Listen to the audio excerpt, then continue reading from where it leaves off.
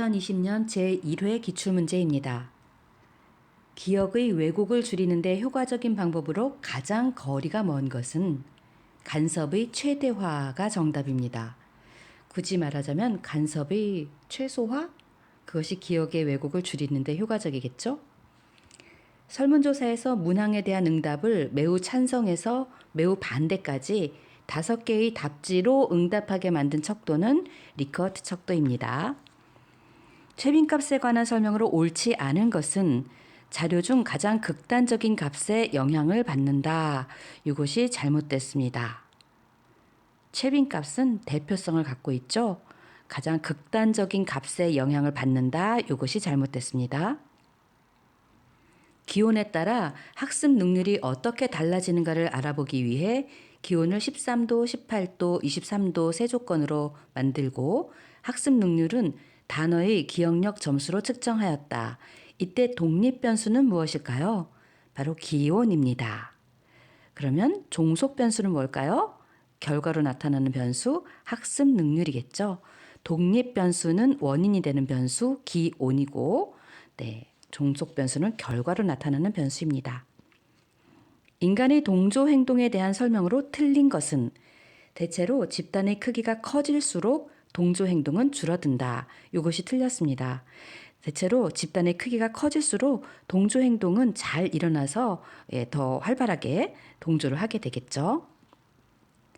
퀴블러-로스가 주장한 죽음의 단계에 대한 순서로 옳은 것은 5단계, 5단계 한번 이야기해 봅니다. 부정, 분노, 타협, 우울, 수용. 이렇게 죽음의 단계가 있습니다. 다음은 무엇에 관한 설명인가? 가장 널리 사용되고 있는 성격 검사로서 성격 특성과 심리적인 문제를 측정하는 데 사용되는 임상적 질문지. 무엇일까요? 다면적 인성 검사입니다. 인본주의 성격 이론에 대한 설명으로 옳은 것은 개인의 성장 방향과 선택의 자유에 중점을 둔다. 이것이 인본주의 성격 이론입니다. 성격의 5요인 모델에 속하지 않는 것은 창의성입니다. 성격의 5요인 모델에 속하는 것은 무엇일까요? 개방성, 성실성, 외향성, 그리고 우호성, 그리고 신경증. 이것이 들어가겠습니다. 창의성은 아닙니다. 성격의 일반적인 특성과 가장 거리가 먼 것은 적응성입니다. 성격의 일반적인 특성과 가장 거리가 먼 것은 적응성. 프로이트의 성격 체계에서 자아의 역할이 아닌 것은 도덕적 가치가 아닙니다. 도덕적 가치는 초자아죠, 초자. 다음 중 모 집단의 표준 편차를 적은 수의 표본 자료에서 추정할 경우 사용하는 분포로 가장 적합한 것은 요거는 T 분포인데요. 제가 잘 몰라서 별표 2개를 해놨네요. 모 집단의 표준 편차를 적은 수의 표본 자료에서 추정할 경우 사용하는 분포로 가장 적합한 것은 T 분포입니다. 효과적인 설득을 위해 고려해야 할 사항이 아닌 것은 설득자의 자아 존중감이 무엇보다 중요하다. 설득자 아니죠? 내담자의 자아 존중감이 더 중요한 건데 굳이 설득자의 자아 존중감이 무엇보다 중요하다는 잘못된 내용입니다.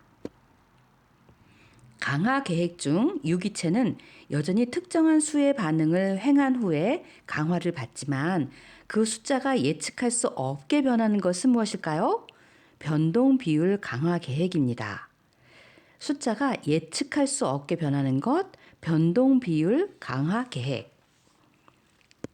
뉴런의 전기화학적 활동에 관한 설명으로 옳지 않은 것은 뉴런은 자연적으로 전하를 띠는데 이를 활동 전위라고 한다. 이것이 틀렸습니다. 자연적으로 전하를 띠는 건 맞고요. 이것을 안정전이라고 하죠. 활동전이라고 한다. 틀렸습니다.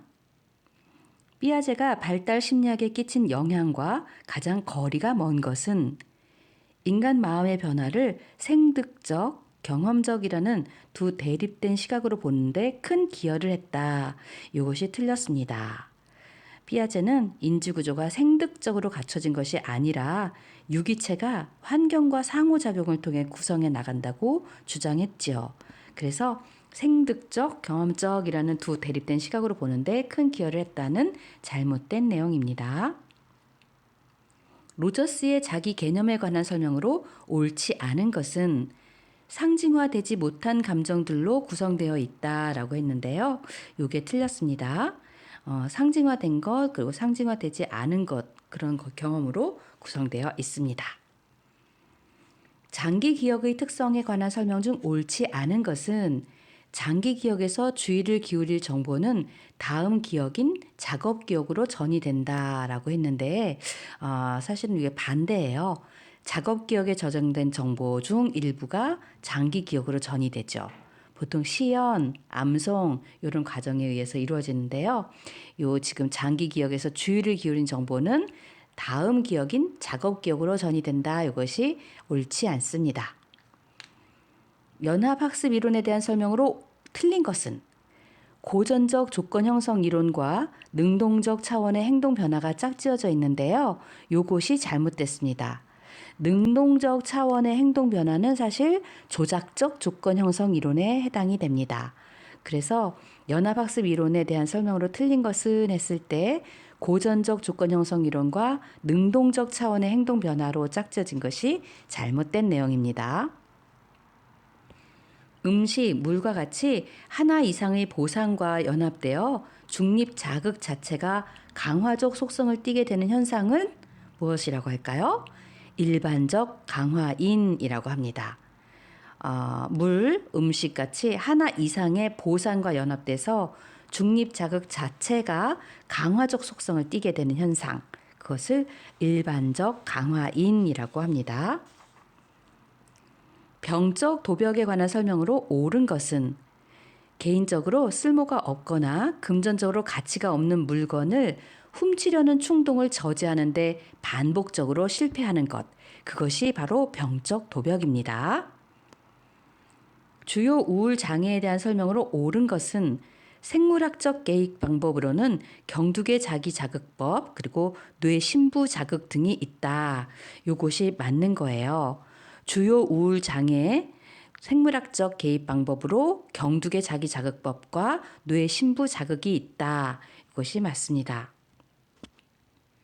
성격 장애에 대한 설명으로 옳은 것은 경계성 성격 장애의 유병률은 여성에게서 더 높다. 이것이 맞습니다. 여성이 75% 정도 된다고 합니다. 자폐 스펙트럼 장애의 진단에 특징적인 증상만으로 묶인 것은 이게 조금 지문이 길어요. 자폐 스펙트럼 장애 그 진단의 특징적인 증상으로 묶인 것은 옳은 것인데요. 사회적 감정적 상호성의 결함, 관계 발전, 유지 및 관계에 대한 이해의 결함, 상동증적이거나 반복적인 운동성 동작, 요것이 자폐 스펙트럼 장애 진단의 특징적인 증상입니다. 다시 한번 읽어드릴까요? 자폐 스펙트럼 장애의 진단의 특징적인 증상, 사회적 감정적 상호성의 결함, 관계 발전, 유지 및 관계에 대한 이해의 결함, 상동증적이거나 반복적인 운동성 동작, 이것입니다. 23년에 기출되었었어요. 이상 심리학의 역사에 관한 설명으로 틀린 것은 히포크라테스는 모든 질병은 그 원인이 마음에 있다고 하였다라고 했는데요. 이게 틀렸죠. 히포크라테스는 모든 질병이 신체적인 요소, 그러니까 정신적인 장애 원인을 신체적인 요소에서 찾았다고 해요. 그래서 모든 원인이 마음에 있다라고 한 것은 잘못된 것입니다. 우울 장애의 원인에 관한 설명으로 옳은 것은 신경 전달 물질인 노르에피네프린 및 세로토닌의 결핍과 관련이 있다. 이것이 맞습니다. 신경 전달 물질인 노르에피네프린 그리고 세로토닌의 결핍으로 인해서 우울 장애가 생긴다는 거죠. 환각제에 해당하는 약물은 무엇일까요? 환각제 펜시클리딘입니다. 펜시클리딘 환각제입니다. 자기애성 성격장애에 대한 설명으로 틀린 것은 자신의 방식에 따르지 않으면 일을 맡기지 않는다. 요것이 틀린 거예요. 자기애성 성격 장애는 자신에 대해서 굉장히 과장된 평가를 하고 있습니다. 그래서 특권 의식을 가지고 있기 때문에 오만한 행동 그리고 타인에게 착취적인 그런 행동을 하게 되죠. 그래서 자기 방식에 따르지 않으면 일을 맡기지 않는다. 이 부분은 잘못됐습니다.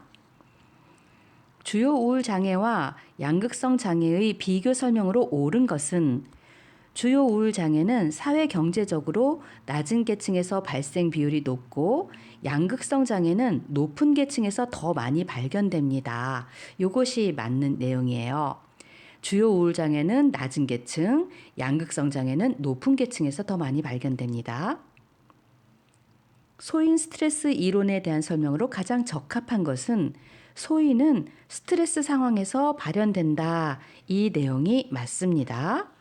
소인은 스트레스 상황에서 발현된다. 알츠하이머병으로 인한 신경인지 장애의 특성에 대한 설명으로 옳은 것은 인지 기능의 저하는 서서히 나타난다. 그렇습니다. 알츠하이머병 신경인지 장애 특성인데요. 인지 기능 저하는 서서히 나타납니다. 다음 중 만성적인 알코올 중독자에게서 흔히 발생하는 것으로 비타민 B1, 즉 티아민, 이 티아민의 결핍과 관련이 깊고 진압력 장애, 최근 및 과거 기억력의 상실, 작화증 등의 증상을 보이는 장애를 무엇이라고 할까요? 바로 코르사코프 증후군입니다. 알코올 중독자에게서 흔히 발생하는 비타민 B1, 티아민 결핍과 관련된 장애는 코르사코프 증후군입니다. 불안 증상을 중심으로 한 정신장애에 대한 설명으로 가장 거리가 먼 것은 범불안 장애를 다른 사람들과 상호작용하는 사회적 상황을 두려워하여 회피한다 라고 짝지어놨는데요. 이것이 잘못됐죠. 다른 사람들과 상호작용하는 사회적 상황을 두려워하고 회피하는 것은 사회불안 장애입니다. DSM-5에서 변태 성욕 장애의 유형에 대한 설명으로 옳은 것은 변태 성욕 장애예요. 소아성애 장애를 사춘기 이전의 아동을 대상으로 한 성적 활동을 통해 반복적이고 강렬한 성적 흥분이 성적 공상, 충동, 행동으로 발현되는 경우라고 짝지어놨는데요. 이것이 맞는 내용입니다. 소아성애 장애, 사춘기 이전 아동을 대상으로 하는 성적 공상, 충동, 행동으로 발현되는 이 경우를 소아성애 장애 잘 짝지어놨습니다.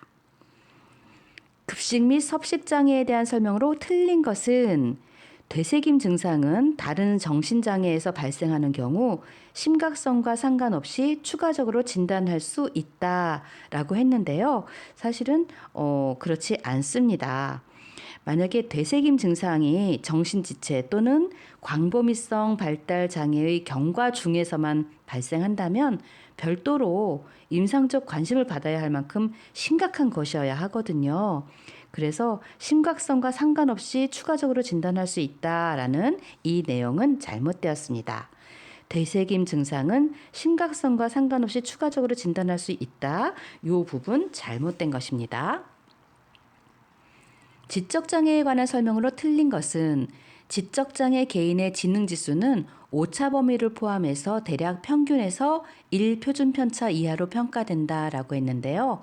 이것이 틀린 거죠. 사실은 대략 평균에서 2표준 편차 이하로 평가됩니다. 조현병의 원인에 관한 설명으로 옳은 것은 도파민 가설을 조현병의 발병이 도파민이라는 신경 전달 물질의 과다 활동에 의해 유발된다라고 짝지어놨는데요. 이 부분이 맞습니다. 조현병은 도파민 가설로 설명할 때 조현병 발병이 도파민이라는 신경 전달 물질의 과다 활동에 의해서 유발되거든요. 신경성 식욕 부진증에 관한 설명으로 틀린 것은 폭식하거나 하제를 사용하는 경우는 해당하지 않는다라고 했는데요. 이 부분이 잘못됐습니다. 폭식을 하거나 하제를 사용하는 경우는 해당하지 않는다가 아니라 남용시에 흔하거든요. 그래서 이렇게 신경성 식욕 부진증이 아니라 남용시의 흔한 사례였습니다. 대형 화재 현장에서 살아남은 남성이 불이 나는 장면에 극심하게 불안 증상을 느낄 때 의심할 수 있는 가능성이 가장 높은 장애는 무엇일까요? 대형 화재 현장에서 살아남았어요. 불이 나는 장면에 극심하게 불안 증상을 느껴요. 바로 외상 후 스트레스 장애를 의심할 수 있을 겁니다. 선망 증상의 특징이 아닌 것은 증상은 오랜 기간에 걸쳐서 발생한다라고 했는데요. 이것이 잘못됐죠. 선망 증상은 단기간에 걸쳐서 발생합니다. 신경성 식욕 부진증에 관한 설명으로 틀린 것은 아까 다시 한번 읽어드릴게요. 폭식하거나 하제를 사용하는 경우는 해당하지 않는다라고 했는데요. 요게 틀린 거라고 했잖아요. 네, 하제와 이뇨제를 남용하거나 상당한 양의 운동을 습관적으로 행하는 경우가 흔해요. 그래서 폭식하거나 하제를 사용하는 경우는 해당하지 않는다. 이것이 잘못된 내용입니다.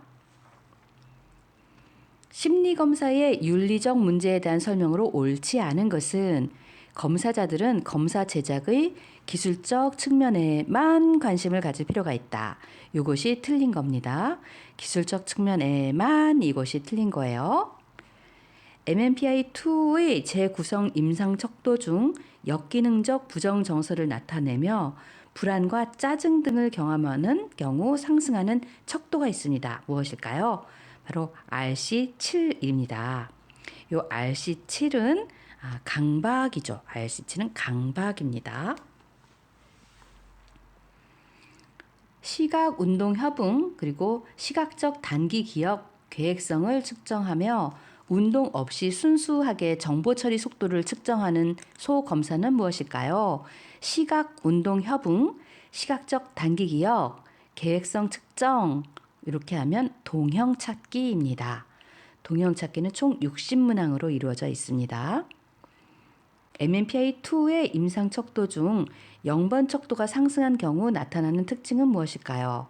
0번 척도는 내향성이거든요. 네, 여기 나타나는 특징은 소극적이다라고. 내향성이 상승하니까 소극적이겠죠? 표본에서 얻은 타당도 계수가 표집에 의한 우연 요소에 의해 산출된 것이 아님을 확인하기 위해 필요한 것은 무엇일까요? 추정의 표준 오차입니다. 타당도 계수가 표집에 의한 우연 요소에 의해 산출된 것이 아님을 확인하기 위해 필요한 것은 추정의 표준 오차입니다. 웩슬러 지능 검사를 실시할 때 주의할 사항으로 옳은 것은 피검자의 반응을 기록할 때는 그대로 기록하는 것이 원칙이다. 그렇죠? 그대로 기록하는 것이 원칙입니다. 이것이 바로 옳은 겁니다. BGT에 관한 설명으로 옳지 않은 것은 BGT, 벤더 게슈탈트 테스트인데요. 정서적 지수와 기질적 지수가 거의 중복되지 않는다. 이것이 옳지 않습니다. 네. BGT에 관한 설명에서 옳지 않은 것은 정서적 지수와 기질적 지수가 거의 중복되지 않는다. 이 부분이 잘못됐습니다. 다음 중 뇌손상으로 인해 기능이 떨어진 환자를 평가하고자 할 때 흔히 부딪힐 수 있는 환자의 문제와 가장 거리가 먼 것은 시력장애입니다. 뇌손상으로 기능이 떨어졌어요. 그런데 가장 거리가 먼 것은 시력장애예요. 주의력 저하나 동기 저하, 피로 이런 것들은 그래도 거리가 가까운데 시력장애는 약간 거리가 먼 것입니다. KWICE4에서 일반 능력 지수에 해당하지 않는 것은 동형 찾기입니다. 일반 능력 지수에 해당하지 않는 것은 동형 찾기입니다. 원판 MMPI의 타당도 척도가 아닌 것은 원판 MMPI의 타당도 척도가 아닌 것은 S척도입니다. S척도는 MMPI-2에서 추가되었죠. 로샤 검사에서 지각된 스트레스와 관련된 구조 변인이 아닌 것은 로샤 검사 정말 어려워요. 로샤 검사 해석도 어렵고요. 로샤 검사에서 지각된 스트레스와 관련된 구조 변인이 아닌 것은 M입니다. M. 그냥 M 외우세요. M은 상황적 스트레스입니다. 지각된 스트레스가 아니에요. 지능에 대한 설명으로 옳지 않은 것은 지능이란 인지적, 지적 기능의 특성을 나타내는 불변 개념이다라고 했는데요. 지능은 불변 개념이 아닙니다. 뭐 옳지 않은 것을 고르는 거니까 불변 개념이다. 이 부분이 잘못됐는데요. 불변의 것이 아니라 변화하는 과정이죠. 지능은 변화 가능합니다.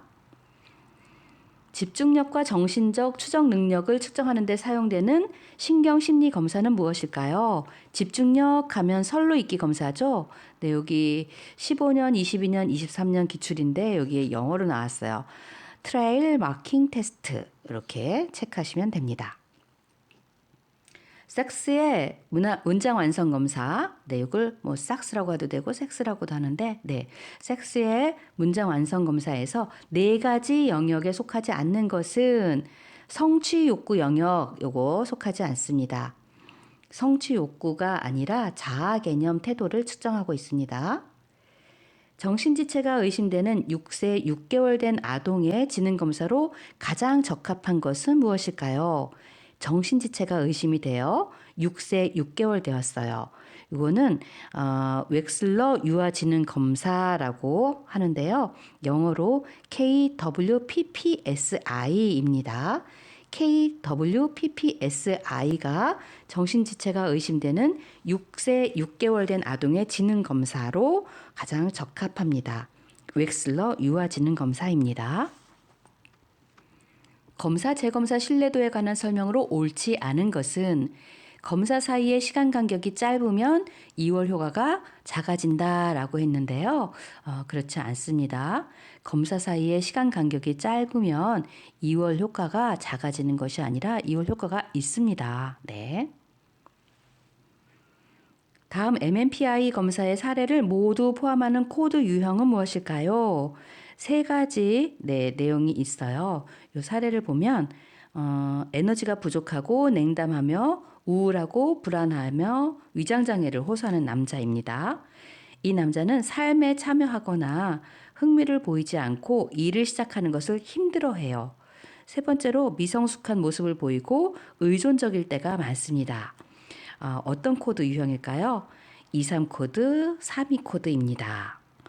우울, 그리고 위장장애 호소, 일을 시작하는 것을 힘들어하고 미성숙하고 의존적이다. 23 코드입니다. 연령이 69세인 노인 환자의 신경심리학적 평가에 적합하지 않은 검사는 무엇일까요? 연령이 69세예요. 노인 환자고요. 신경심리학적 평가에 적합하지 않은 검사는 로샤 검사입니다. 로샤 검사는 성격을 평가하는 거죠. 신경심리학적인 평가가 아니라 성격을 평가하는 투사 검사입니다. 그래서 연령이 69세인 노인 환자에게는 로샤 검사는 적합하지 않습니다. 네.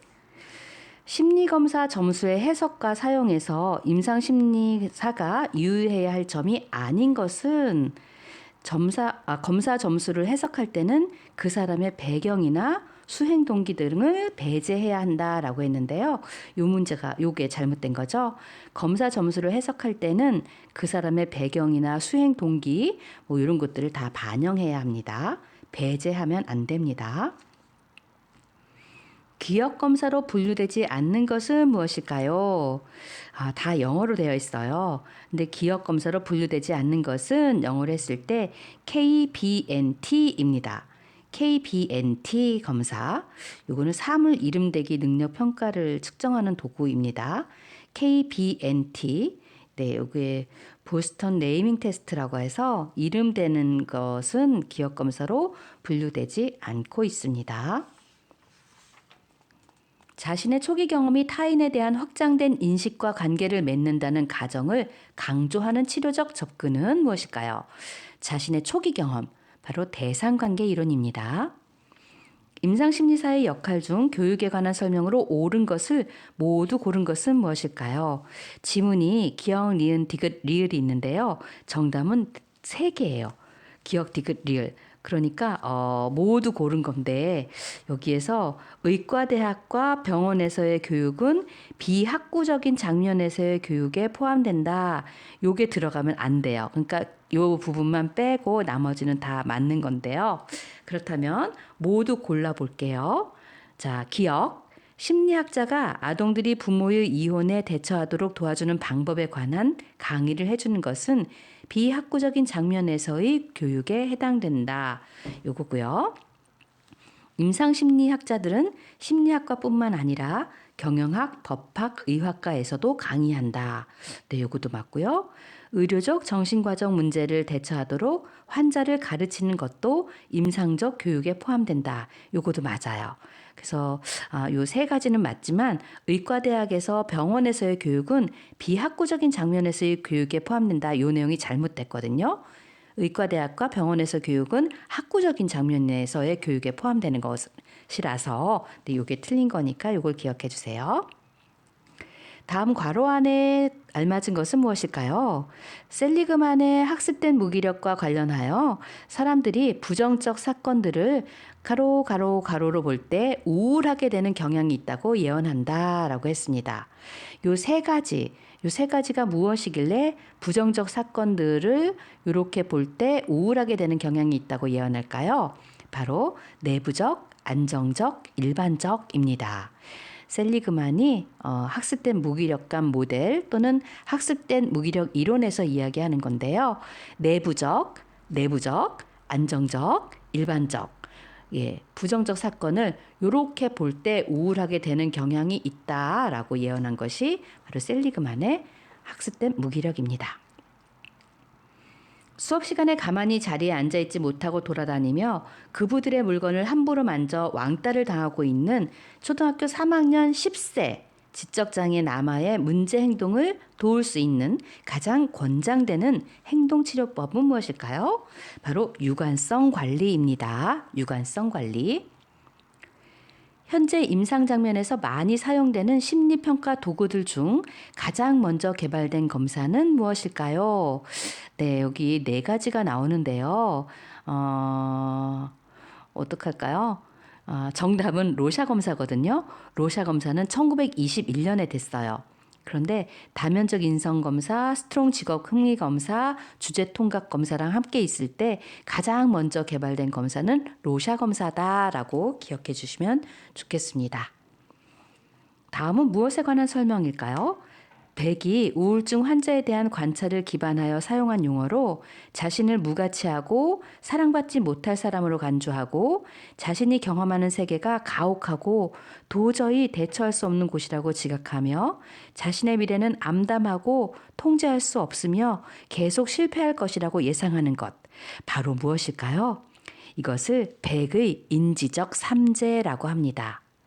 네, 비관적 사고, 염세주의적 사고, 부정적 사고 이것을 백의 인지적 삼재라고 합니다. 프로그램의 주요 초점은 사회 복귀이며 직업 능력 증진부터 내담자의 자기 개념 증진에 걸쳐 있는 것은 무엇일까요? 바로 3차 예방입니다. 통제된 관찰에 관한 설명으로 적합하지 않은 것은 자기 탐지 기법은 통제된 관찰의 한 유형이다라고 했는데요. 요것이 틀린 거죠. 네, 요것은 틀린 거예요. 자기 관찰법은 통제된 관찰의 한 유형이다. 요것이 맞는 건데 자기 탐지 기법은 자기 관찰법을 이야기하는 거지만 통제된 것이 아니라 관찰자 자신에 대한 관찰 그리고 기록을 왜곡할 수 있는 자기 관찰법 이야기입니다. 그래서 통제된 관찰은 아니다. 자기 관찰법이다. 이렇게 이해하시면 됩니다. 주의력 결핍 및 과잉 행동 장애는 뇌와 행동과의 관계에서 볼 때 어떤 부위의 결함을 시사하는가라고 했습니다. 바로 전두엽의 손상입니다. 주의력 결핍 그리고 과잉 행동 장애는 주의력 결핍이니까 전두엽 손상을 시사하는 겁니다.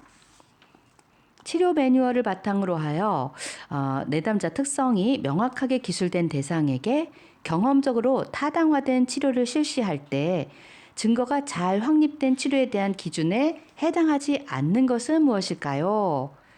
2개 이상의 연구가 대기자들과 비교해 더 우수한 효능을 보이는 경우 이것이 해당하지 않는데요.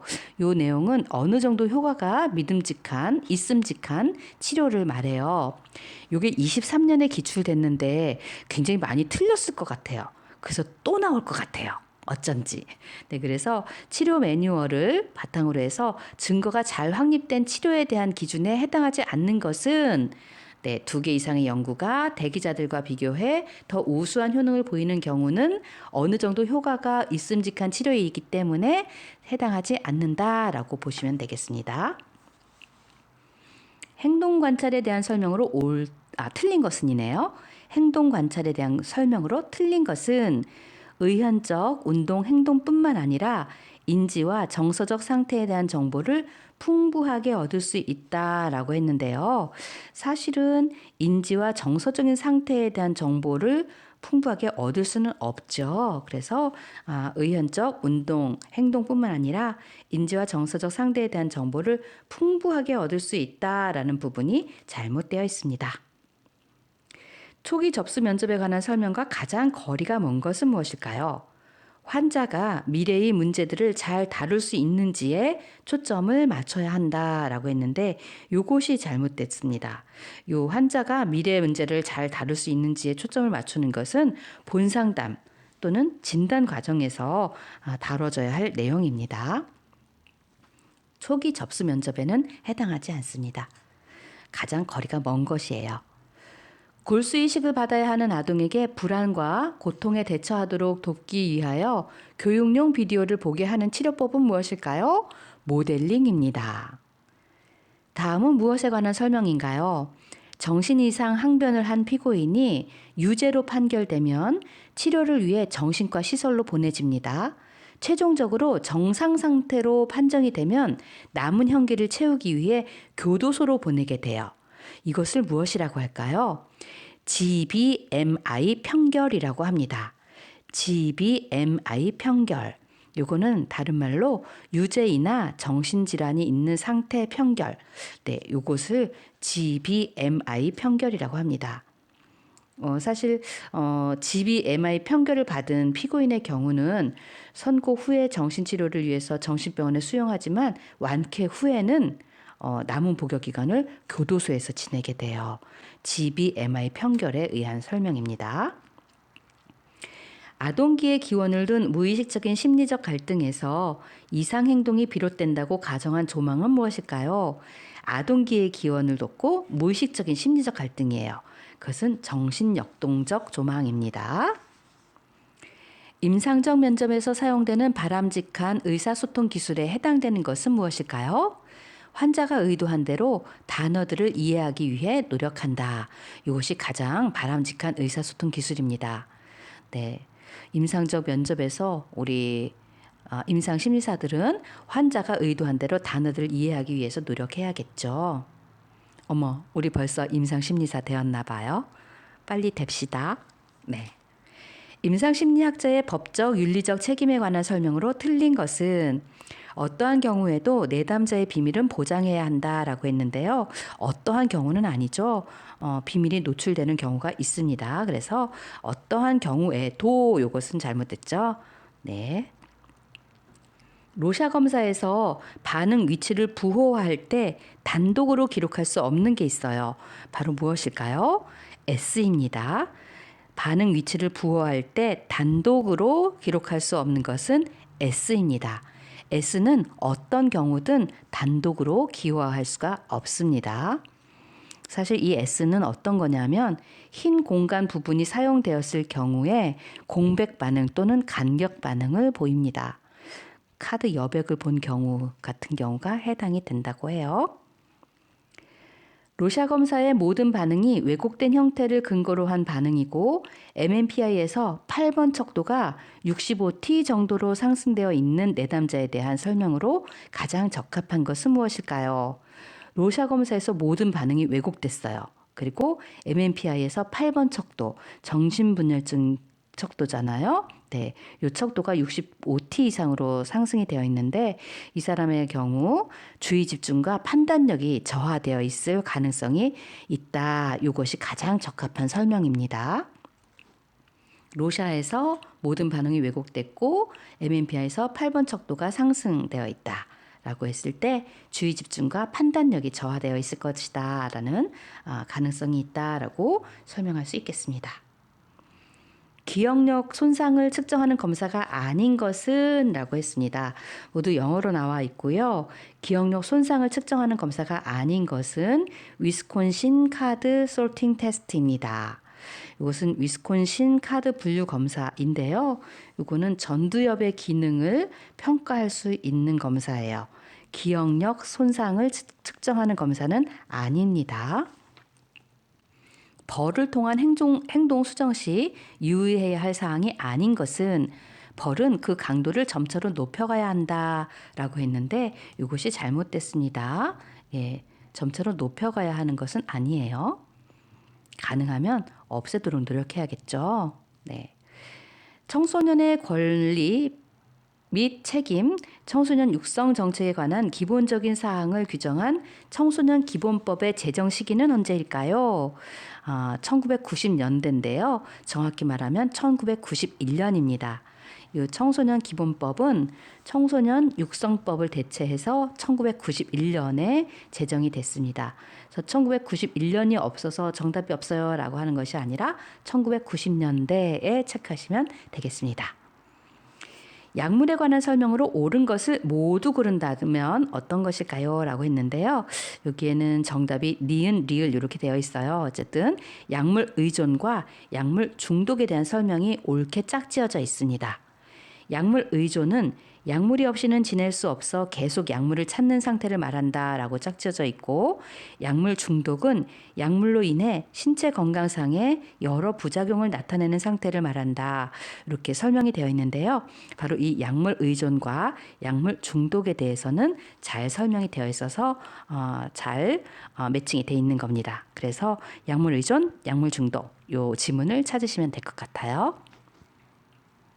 집단 상담에서 상대방의 행동이 나에게 어떤 반응을 일으키는가에 대하여 상대방에게 직접 이야기해주는 개입 방법은 무엇일까요?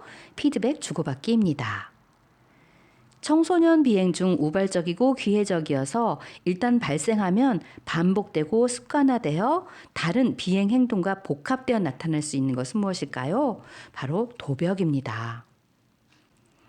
진로 상담에서 하고 싶은 일이 너무 많아요 라고 호소하는 내담자에게 가장 먼저 개입해야 하는 방법은 무엇일까요? 자기 이해입니다.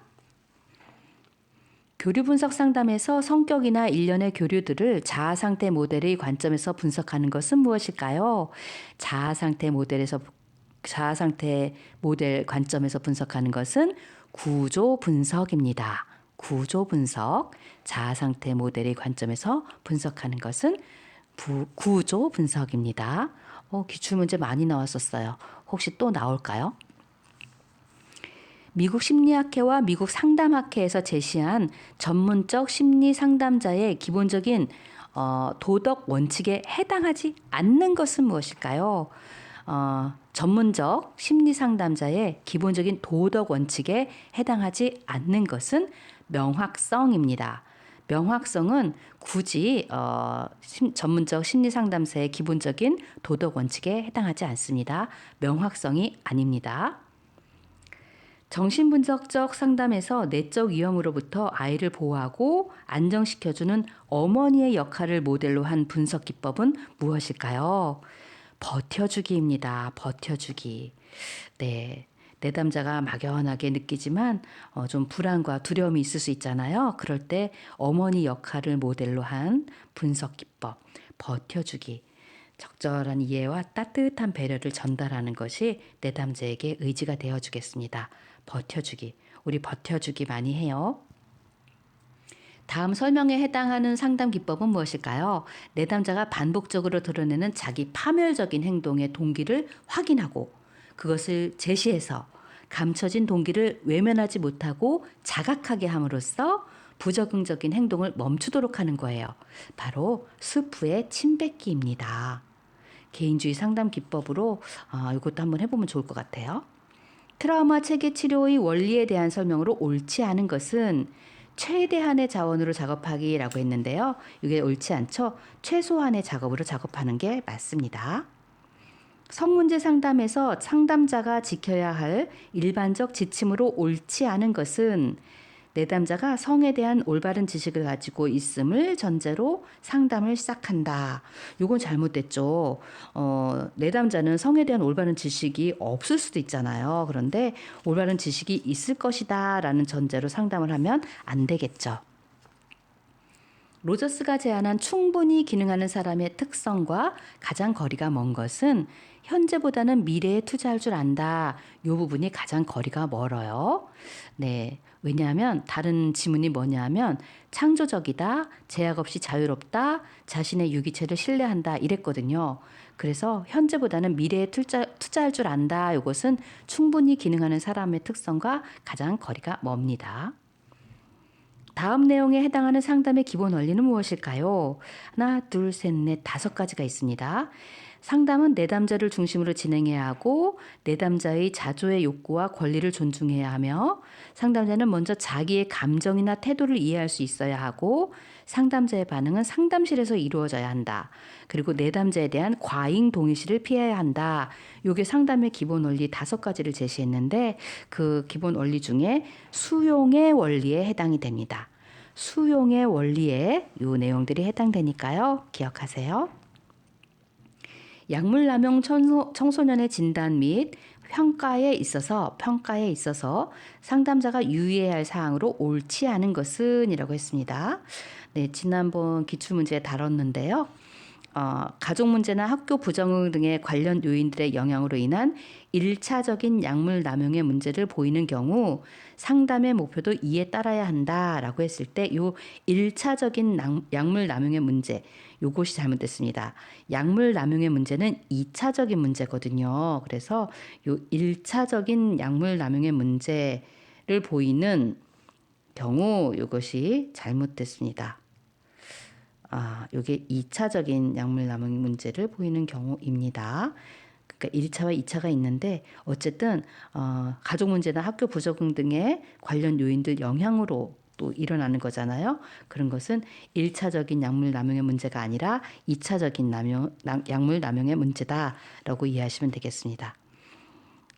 너무 길어요. 알리비티 상담에 대한 설명으로 옳지 않은 것은 내담자의 무의식을 의식화하고 자아를 강화시킨다라고 했는데요. 이거는 정신분석 치료의 목표에 해당이 되지 알리비티 상담에 대한 설명은 아닙니다. 게슈탈트 치료의 접촉 경계 장애에 관한 설명으로 옳은 것을 모두 고른 것은 접촉 경계 장애입니다. 지문이 기억, 니은, 디귿, 리을이 있는데요. 정답은 내사, 투사, 융합과 이렇게 연결되어 있는 내용들이 모두 맞게 되어 있습니다. 그래서 내사는 개체가 환경의 요구를 무비판적으로 받아들이는 것이고 투사는 자신의 생각이나 욕구, 감정을 타인의 것으로 지각하는 것, 그리고 융합은 밀접한 관계에 있는 두 사람이 서로의 독자성을 무시하고 동일한 가치와 태도를 지니는 것처럼 여기는 것. 이렇게 내사, 투사, 융합에 대한 설명은 맞는 거예요. 그래서 기억, 니은, 디귿이 정답인데요. 지문이 다를 수 있으니까 여기에서 편향에 대한 설명이 있는 것이 틀린 거니까 편향만 빼고 나머지는 다 맞는 것으로 체크하시면 될 것 같습니다. 가족 상담의 기본적인 원리와 가장 거리가 먼 것은 가족 상담의 기본 원리예요. 기본적인 원리인데 가장 거리가 먼 것은 현재보다 과거 상황에 초점을 둔다라고 했는데 이것이 잘못됐습니다. 가족 상담은 일반적으로 현재 상황에 초점을 두는 것이 좋아요. 그런데 가족 상담할 땐 모두가 와가지고 과거 얘기하죠. 네. 그렇지만 현재 상황에 초점을 두어야 합니다. 그래서 현재보다 과거 상황에 초점을 둔다 이 부분이 잘못된 것입니다. 상담 종결에 관한 설명으로 옳지 않은 것은 조기 종결 시 상담자가 내담자에게 조기 종결에 따른 솔직한 감정을 표현하는 것은 도움이 되지 않는다라고 했는데요. 사실 이것도 충분히 함께 논의해야 할 내용이지 솔직한 감정을 표현하는 것이 도움이 되지 않는다라고 하는 것은 잘못되어 있습니다. 네, 솔직한 감정 표현하는 것 좋습니다. 네. 와이너의 비행 분류에 관한 설명으로 옳지 않은 것은 네, 와이너가 비행 분류를 설명을 했는데요.